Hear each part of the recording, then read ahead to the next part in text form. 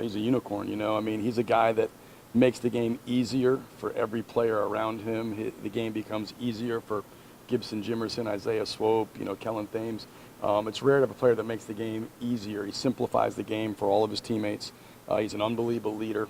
Every championship team has to have a high level of emotional leadership. He provides that.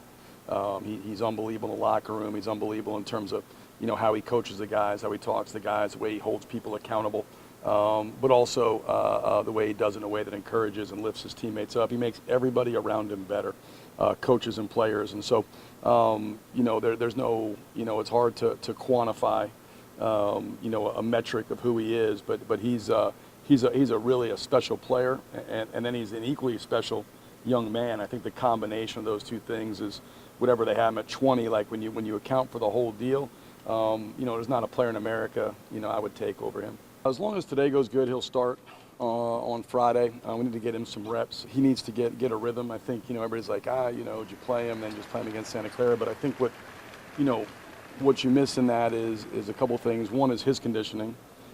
Two is his own rhythm, so getting the rust off, and then is him playing with our guys. You know, Robbie's missed 2 pretty big chunks of time. He missed, you know, 10 days with his back and then 3.5 weeks with his ankle. So he's been out a lot of this fall. So him getting reps with the other players, because he does change our offense dramatically.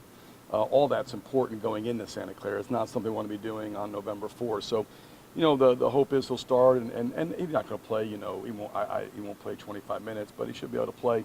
You know, hopefully 15, 20 minutes, and get his legs under him. As long as today goes smooth, which that kind of progression back has been smooth so far. So as long as that continues, then that's what I'd expect from him tomorrow night.